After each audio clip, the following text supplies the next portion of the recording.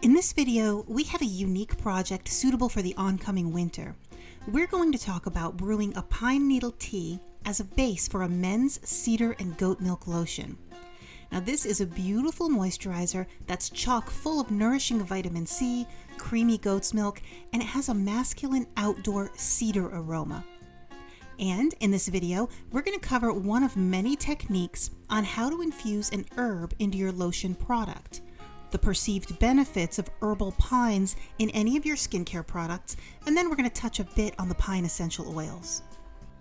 Let's start out covering 7 easy ingredients that make up this basic lotion. Now, if you do want the exact recipe for this project, you can download it in the members section of the Thermal Mermaid recipe directory for a printable recipe, and additionally there's an exclusive, more detailed version of this video which covers the exact measurements of the product that you see us making here. You'll end up finding this recipe under the category of lotions and butters, and the link for more details is below this video.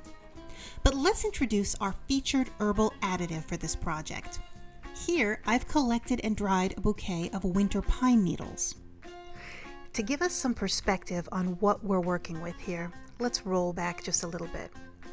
The use of pine needle has woven its way through medicinal folklore as early as 3500 BCE, when the Egyptians became masters at distilling essential oils for the purpose of fragrances, medicine, and preservation. Pine and fir needles were processed into some of these early concoctions and even documented in places like the Temple of Horus, which sits on the west bank of the Nile near the ancient city of Edfu.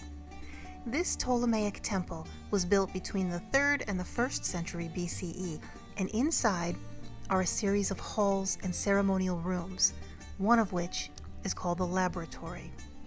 On the walls of the laboratory are lists of herbal recipes crafted to anoint the limbs of the gods. Included in these recipes are pine resin and juniper, among many other ingredients. 7th century Greece brought us Paul of Aegina, who documented in his 7-volume medical encyclopedia, the Epitome, everything known in Western medicine of its time. And included in this work is a discussion on pine tar used to clean wounds. And this tradition carried through Northern Europe and Russia and much of the rest of the world through the following millennia in the use of balms, ointments, and consumable teas as a medicine, until modern-day science started to test this and came up with some very interesting conclusions. Now let's talk about one method of making an herbal infused base into a lightweight hydrous-based lotion. I've taken here some pine needles and dried them. Now these needles that you're seeing in the demonstration, they've come from a Christmas bouquet in the grocery store, and the needles that I'm using here are Monterey pine, and there's some fir from a juniper sprig in there too. You'll find that if you wildcraft these yourself, different pine and fir will cover different fragrances, and there will be a variation in the strength of that fragrance depending on the age of the needle or the tree that you're choosing from. So you can harvest these to your preference. Now, in this video, we're discussing an infusion that's meant for topical use, but you may learn that pine needles are also infused for consumption. If you start becoming interested in actual pine teas, which pop up very frequently in American pioneer culture, and they're very common all over the world for medicinal use, make sure that you do your due diligence before you ever eat anything that you harvest on your own. Some varieties of pine can be toxic when consumed, like cypress and yellow yew. It's pretty innocuous when you are just using it topically, but do not go eating anything unless you know what you're doing. Pine teas are normally known for being filled with vitamin A and vitamin C, but they do have a toxicity level that can hurt you, so you need to be aware of that and also be very careful. So in the realm of essential oils and used topically, pine has a very low toxicity rate on human skin. And so you may come across many of these fall and winter bouquets at the grocery store, and they're bundled up with usually the most common type of pines, and so if you choose these, they'll be fine.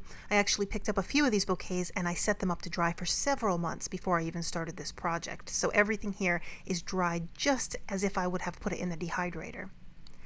Now this project is going to be a soothing base to our cedarwood lotion. And as I'm dusting the dried needle down into a fine powder, I'm going to warm up a pot of aloe juice to be the base of the tea. You can also use water to make this infusion if you want to.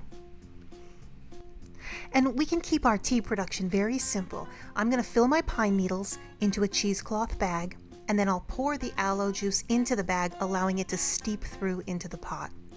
And then we'll give this several minutes to become warm, and it will come to just a very light simmer so that nothing actually evaporates off and we can keep the content of our fluid in the pot. There's not any need to bring this to a full boil. We're just keeping it warm, and we can even let this sit on warm for about an hour and just let all of that dust infuse into the juice.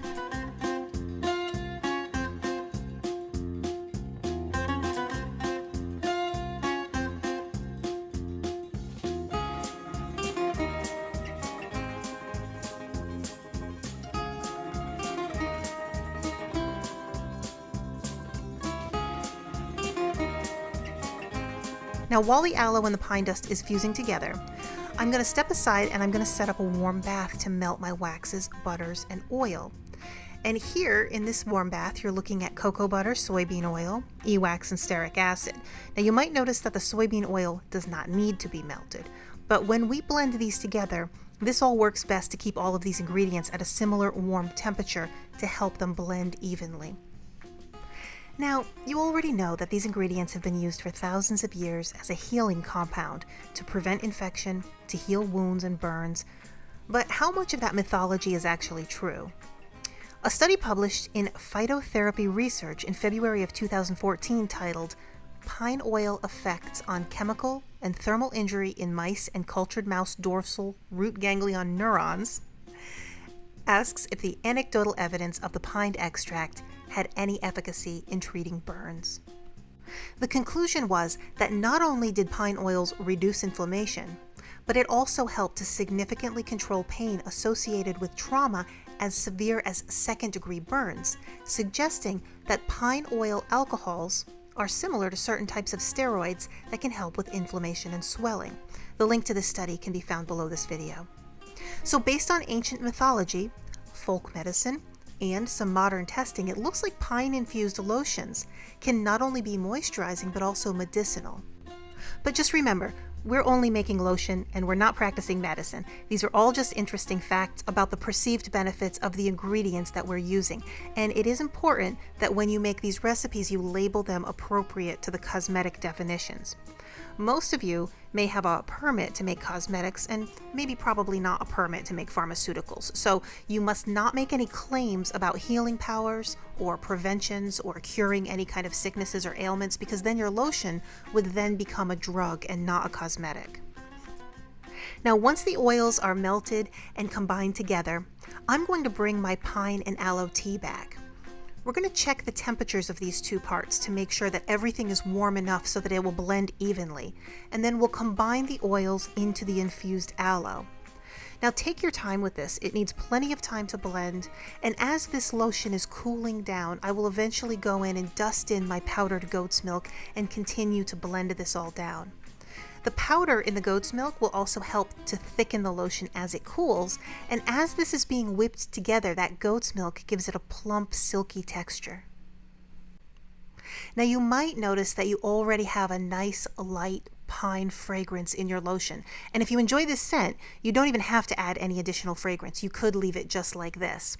However, the cocoa butter mingling in also may draw a touch of chocolate to that aroma, and that might end up confusing the senses. So I like to add an additional essential oil to make this clearly a strong men's fragrance. And in this product today, I've chosen straight cedar wood. Now, the way I have it written into this recipe, it's very strong. Some of you may recognize cedar wood as an oil that keeps fleas, bugs, any kind of flyaway things outdoors away from your skin. Cedar wood essential oil is an option if you are making this product for men who will wear something outdoors and won't mind wearing a scent that'll keep all the pesky flyaway things. So this is great for autumn evenings, for working outdoors, and for that sort of muggy, humid type of air in the afternoon.